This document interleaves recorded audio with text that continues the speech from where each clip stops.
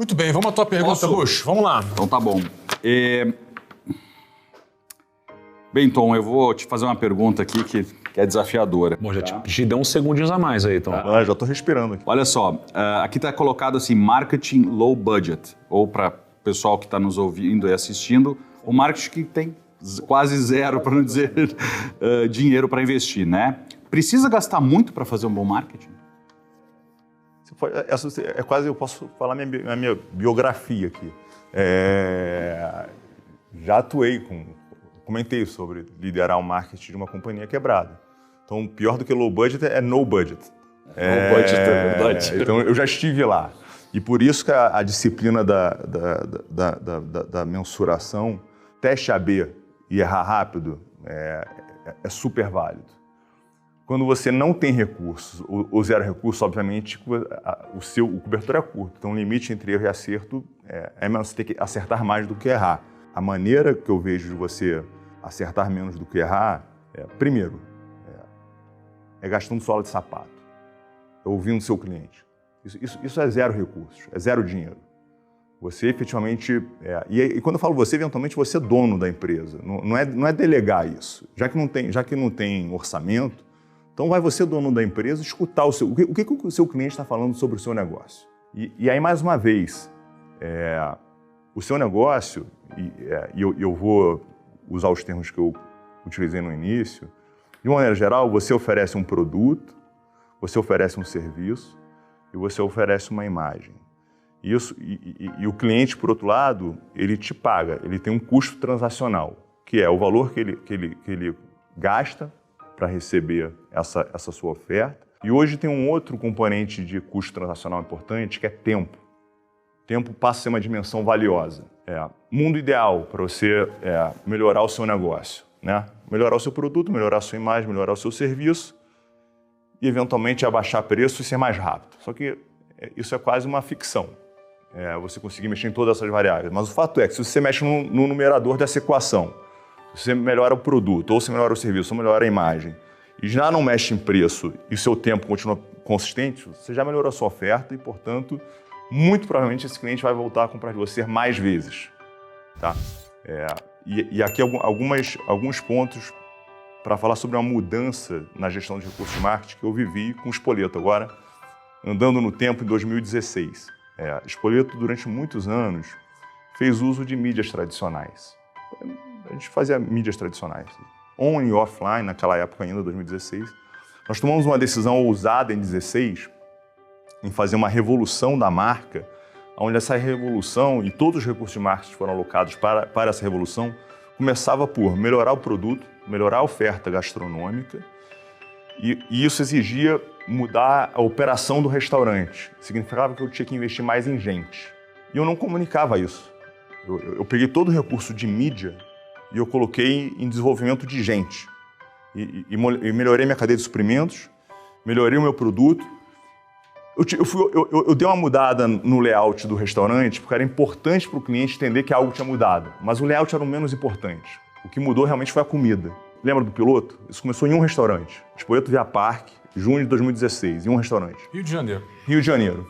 E as vendas desse restaurante cresceu de sobremaneira quando comparada aos demais restaurantes da rede. Em 2019, das 300 e poucas lojas que eu tinha em 2019, 200 já estavam operando nesse modelo. Foi o melhor ano da nossa história. No conceito, e aí vai uma dica também para os empreendedores, que são as métricas. Nesse caso, o conceito utilizado, crescimento de vendas sobre a mesma base. Porque quando você cresce, né, esse número ele fica poluído pelo crescimento de novos clientes, novos canais. Então, na mesma base que eu tinha em 2018, foi o maior crescimento da história do Spoleto. Tem 20 anos de existência. E eu não investi em mídia. Eu investi em produto, eu investi em serviço, eu investi em imagem e eu investi em gente. E foi o melhor ano da história do Spoleto. Passada a pandemia, Spoleto hoje, a gente está melhor do que 2019. A gente cresce 30% contra 2019. E em clientes atendidos, eu já tendo o mesmo número de clientes no melhor ano da nossa história. Eu estou te escutando e sabe o que está fazendo um match aqui? Uma conversa que a gente teve esses dias. E, olha, não deixa de valer para todo mundo, tá? Cliente bem atendido ou satisfeito, ou até com a expectativa superada, ele traz outros clientes, ele volta acompanhado, né? Tu já contou para mim o quanto foi importante para ti a tua estratégia por indicação. Eu sei que o teu modelo é muito baseado nisso, que acredita, né, de entregar valor e tal. E não deixa de ser o início do McDonald's. Hoje em dia é difícil dizer que alguém indica, né? Mas certamente passou um período onde as pessoas indicavam. Indicação, para mim, é uma marketing. Só que as pessoas parece que não olham. Parece que indicação é uma coisa até feia, né? Parece que pedir indicação para cliente. Eu acho que a gente usa pouco isso, que tem a ver com a qualidade, né? A indicação tem a ver com a qualidade. O Thiago falou um termo CAC, né, que é o custo de aquisição do cliente, e tem um outro termo importante para os empreendedores saberem, que é o LTV, que é o valor vitalício do cliente, que pode ser entendido como o gasto do cliente multiplicado pela margem, e a margem vai ser 1 menos os custos variáveis, multiplicado pela frequência. E aí vou chegar no teu ponto. Gasto, você tem um limite. No meu negócio, você tem um limite de gasto. O cliente não vai gastar R$2.000 no espoleto. Então ele tem um limite, um teto que ele vai gastar. Margem tem um limite. Seria ótimo que a gente pudesse levar margem ao infinito. É uma mentira. Aonde você realmente pode atacar? É na frequência. A frequência é de verdade aonde qualquer profissional de marketing pode se dedicar a melhorar. Para isso você tem que saber qual é a sua frequência. E aí a frequência também não é um dever de casa só do time de marketing. Por isso que é tão importante operações estar na mesa. Porque frequência tem a ver com experiência também, que é o seu ponto. Não é um contraponto, né? Porque assim, você pergunta, como fazer marketing com low budget, né? Cara, às vezes a gente acha que é muito difícil fazer marketing com low budget, mas os meus erros vieram do marketing com budget, não é? Estamos juntos nessa. Porque, cara, assim, imagina assim, ó, muitas vezes a pessoa que fica rica não olha mais o preço da conta do restaurante. A empresa rica comete um monte de cagada. Então a gente deu a sorte de ter tido um ótimo resultado, acumulamos um bom patrimônio no nosso caixa, e aí de repente você começa a negligenciar coisas muito óbvias. Você começa a diminuir o seu crivo de negociação com o consumidor, com o seu fornecedor, você começa a abrir mão para algumas coisas, você começa a falar, não, vamos testar, mas o testar não é um pouquinho, o testar é muito. Você começa a errar maior, começa a errar grande. Chega uma hora que se você não percebe que de fato você, de alguma forma, deixou a essência que te trouxe até aqui, você começa a cometer um monte de burrada. Então, isso aqui foi um pouco das bases que a gente fez. E sabe uma das maiores burradas? Foi o seguinte, foi parar de ouvir nosso cliente. Porque quando você para de ouvir o cliente, na espécie quando a gente está falando de marketing low budget, é quase como você querer comprar um sapato para um amigo que você não perguntou o número que ele usa. Você vai comprar o sapato errado, o tamanho vai estar errado. Então, aquela coisa simples e de graça que é perguntar para o nosso cliente, a gente deixou de fazer. Mas há tempo a gente consegue reconquistar isso daqui, voltar à nossa essência, né? Voltar a gerar margem. Então, só queria trazer esse ponto que a minha cagada veio com dinheiro. E ainda nessa história do low budget, acho que vale a pena citar aqui o seguinte, é que na nossa experiência na WhatsApp, a gente começou a fazer um investimento em publicidade 14 anos depois. A gente levou 14 anos e 250 lojas para começar a fazer um investimento em publicidade. Então, praticamente, o que aconteceu em 14 anos antes, sem você fazer um investimento em publicidade, era basicamente uma estratégia de marketing que partia da alavancagem das vendas através da indicação de cliente. Para vocês, marketing e vendas, assim, existe uma hierarquia, existe uma separação, faz parte do mesmo processo, é a mesma coisa? Como que vocês encaram a relação entre essas duas áreas? Na minha visão, não tem hierarquia. No entanto, elas conversam uma com a outra. São parte do mesmo time, são parte do mesmo processo. O processo final de vendas está dentro do escopo do marketing. Então, eles não são concorrentes. É muito comum a gente ver em companhias até uma abordagem um pouco concorrente entre marketing e vendas, assim como entre vendas e gestão. Não é como se alguém não compreendesse o outro. Aliás, isso acontece quando não tem comunicação. A cultura não está ajustada, não está azeitada e as pessoas não entendem que fazem parte do mesmo time. Mas é muito comum esse tipo de conflito. Eu não vejo como concorrente e acho que a comunicação entre os cabeças dos negócios, os heads, tem que estar alinhados. Acho que, de certa forma, o marketing, ou melhor, as vendas, primeiro estão mais preocupados com o curto prazo, estão olhando como é que está a venda de agora, e o marketing também se preocupa com a venda de daqui a 1 ano, de daqui a 2 anos. E aí pode gerar diferença, se eles não têm objetivos em comum, se eles têm um ego, que um é melhor que o dele. Na prática, um não vive sem o outro. Eu preciso que venda bem hoje para continuar vendendo bem amanhã e eu preciso que você faça uma estratégia boa para vender no futuro para que o meu dia a dia funcione. Então, um é parceiro do outro, acho que não tem hierarquia nenhuma. Como é que você vê essa conversa entre essa relação entre o branding e o resultado mais imediato, a venda mais racional, a performance? Como é que você divide? Né? Qual é a métrica que você usa para dividir a tua verba, ou o teu investimento, ou a sua atenção entre o branding, que é a construção da marca a longo prazo, para explicar aqui para a turma que está nos acompanhando, e aquela venda mesmo, promocional, aquilo que você tem que vender numa data específica para atingir uma determinada meta, que relação? Às vezes eu faço um paralelo assim no time, porque lá no Mac tudo isso fica dentro do marketing, tá? A gente não tem uma área de vendas, a gente tem uma área de sales growth, uma área de brand growth, os dois ficam dentro do marketing. Só que um fica 80% do tempo pensando em como vender mais hoje e o outro fica pensando 80% do tempo como garantir que eu tenho aquela predisposição de marca para vender para frente. E às vezes eu brinco que a gente é um hospital e parece que assim, um departamento ele tem que pegar os pacientes que estão doentes e fazer eles curarem ali na hora, porque eles estão precisando de cura ali na hora. E o outro está pensando em como dar vitamina, como fazer exercício físico, para ele continuar saudável depois. Só que os dois têm um objetivo em comum, que é a saúde do paciente. Então eu não vou sobreviver sem a venda de hoje, mas eu preciso garantir que esse paciente esteja saudável para amanhã. Então eles têm que estar alinhados, eles têm que ter metas em comum. Então, você acha que está meio a meio ou camba um pouquinho mais para um lado ou para o outro na hora de fazer investimentos? Eu acho que o investimento depende muito da estratégia, né, do negócio da empresa. Veja, a gente é um negócio de varejo, mas a gente não faz propaganda. Não compre hambúrguer hoje, só amanhã tem promoção. É uma tentação forte, poderia fazer. A gente é patrocinador de Copa do Mundo, a gente faz campanhas institucionais, mesmo sendo um varejo. Só que a gente tem todo um outro braço, com aplicativo, com a tecnologia, que faz ali uma parte de performance, e os dois têm um peso parecido. Tem épocas, Black Friday, cara, nós vamos atender paciente doente. Né? Exatamente. Agora, Copa do Mundo, Dia dos Jogos do Brasil... Né? Então a gente vende muito pouco, o pessoal fica mais em casa. Então é hora de construir marca, é hora de dar vitamina. Então a gente tem uma estratégia que usa os momentos. Neste momento é mais aqui, esse momento é aqui. Esse ano, o que a gente precisa mais, o que a gente precisa menos. Mas nunca esquecer de um e só pensar no outro. Ô, Fábio, deixa eu perguntar um negócio também, porque a gente desde o começo aqui do episódio a gente está falando sobre métrica. Métrica.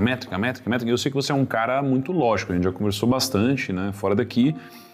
O que são métricas que, de fato, uma companhia deve observar, né, sob a ótica, né, o ângulo do marketing, e que o empreendedor, de alguma forma, não pode perder de vista para ter o seu negócio gerenciado de uma forma correta?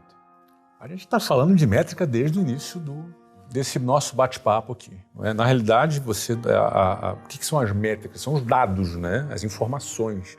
Então, que tipo de informações a gente precisa? A gente precisa... Uma vez definido o caminho, né? Claro, né? Definido o caminho, definido o público, já ouvido a necessidade do cliente, aonde é que a gente vai atingir, e a gente precisa saber se o que a gente planejou está indo na direção que a gente planejou. E você só vai ter essa informação se você tiver os dados. Então, o primeiro ponto, tem que ter dados de tudo. Tem que ter os dados. Não é? E que não é uma coisa tão simples também. Não, não é uma coisa muito simples. Não é uma coisa, dependendo da área, deve ser. Eu fico imaginando um supermercado, quantos itens tem um supermercado, né? Aí o nível de complexidade é muito grande, né? No nosso caso, se a gente for falar de curso de inglês, é um produto. É muito mais simples, né? Então, o que a gente tem que saber de dados, né, do que a gente está colocando ali? Se o investimento que está sendo feito está retornando, se o custo de aquisição. A gente falou do CAC ali, o custo de aquisição. O que é custo de aquisição? É quanto custa para mim para conquistar um novo cliente. Isso é custo de aquisição. Eu tenho que saber isso. Tem muito empresário que não sabe qual é o seu custo de aquisição. Ele não sabe nem calcular o seu custo de aquisição. Aliás, anota custo de aquisição, pesquisa na internet. Você vai ter um monte de informação. Qual é o seu custo de aquisição? Você precisa saber quanto custa para você captar um cliente. Não é? Eu, por exemplo, além do custo de publicidade, a gente inclui custos de pessoal de venda, todos os custos de... Tudo está no seu custo de aquisição. LTV, que acabou de dizer aqui, o Tom também, que é o tempo, né? Lifetime value, o tempo que o seu cliente fica ali A gente pode aumentar esse tempo, como ele falou, uma variável que a gente pode trabalhar e aumentar esse tempo. Isso tem que estar na cara, né? O teu LTV, o teu CAC tem que estar na cara. Os números de vendas por dia, por semana, por mês, comparado com o mês anterior, ou comparado com o mesmo mês no ano anterior, para você ter analisar a curva de sazonalidade. Tem épocas, né? Acho que cada produto são sazonais, né? Eles vão ter maior procura num determinado período do ano, uma menor procura num outro determinado período do ano. Então você tem que estar analisando isso para saber se o que você está fazendo está funcionando. Se o plano que você teve, para a direção que você planejou, você realmente está indo para a direção que você está indo. E se não estiver indo, você tem tempo de corrigir. Né? Onde é que está a minha falha? Pô, meu custo de aquisição subiu muito, pode acontecer. Como é que corrige isso? Você tem que estar olhando ali com o dedo, no pulso, né? O que fez subir, por que subiu, foi a comunicação, foi o veículo, o que foi que aconteceu, não é? Vou adicionar uma métrica importante, claro. Que eu acho que é uma métrica que cada vez mais está mais difundida entre qualquer perfil de empresário. E eu vou dar algumas dicas para as pessoas que estão nos escutando poder capturar essa informação, que é o chamado NPS, mas eu não vou me ater no NPS. Que no final é como que os clientes te avaliam, ou a probabilidade do cliente te indicar para outra pessoa. É uma espécie de índice de satisfação Exato. do seu cliente. É um teste, só para explicar para a turma, é um teste, uma pesquisa que você faz e que dá uma graduação, um número que você avalia se você está bem ou não e compara com seus concorrentes, com outros players do mercado.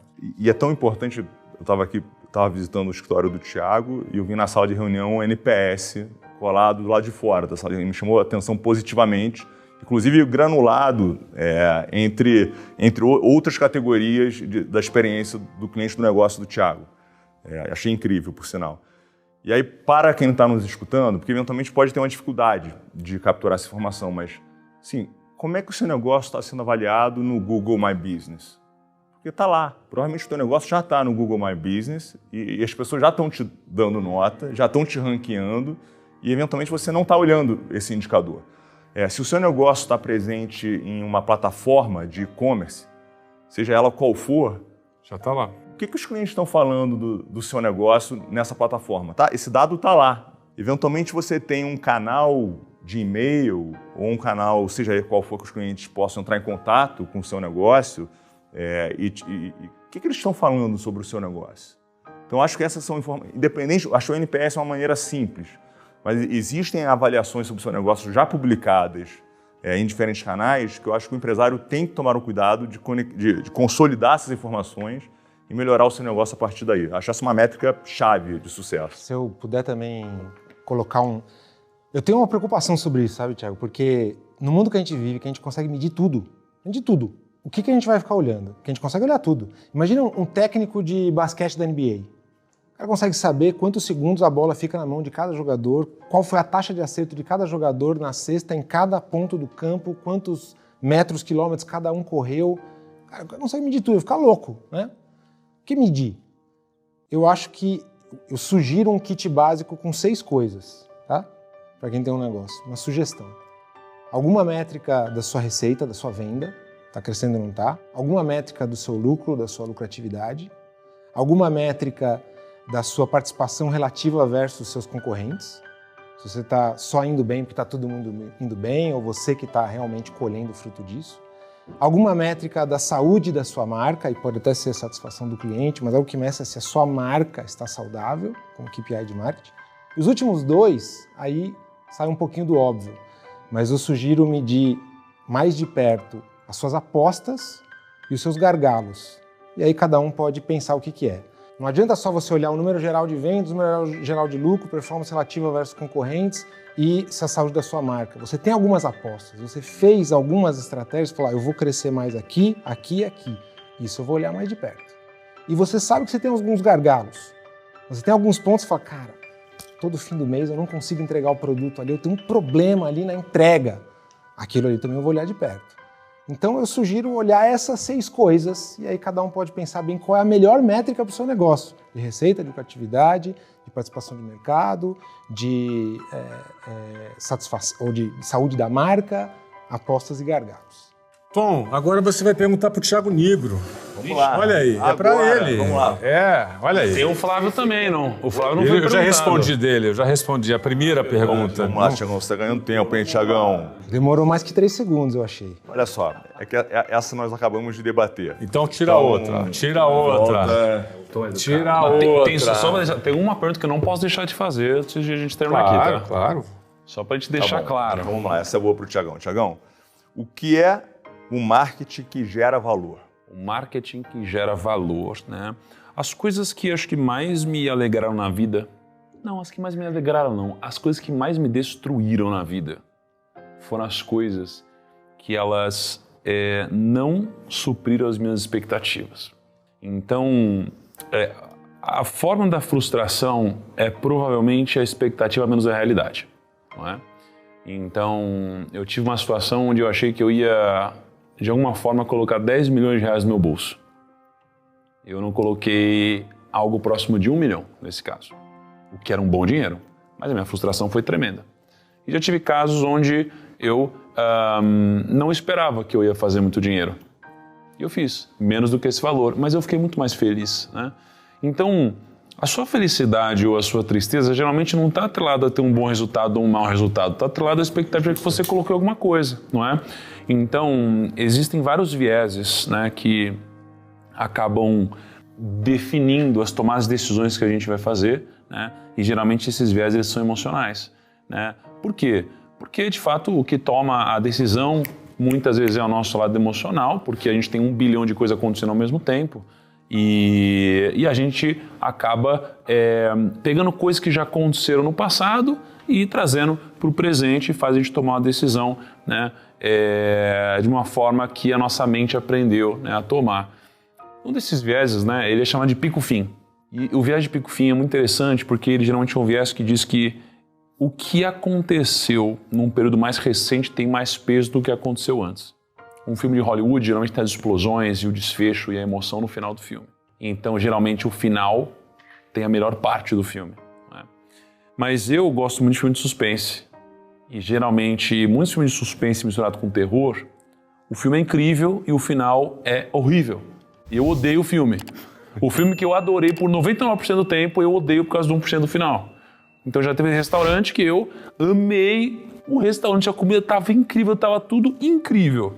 Chegou na hora da conta, demorou, deu problema, não passou a máquina, o carro demorou para chegar, veio batido e aí o restaurante ficou horrível, né, por causa desse viés. Então, como gerar um marketing que agrega valor? Entregando mais do que você promete.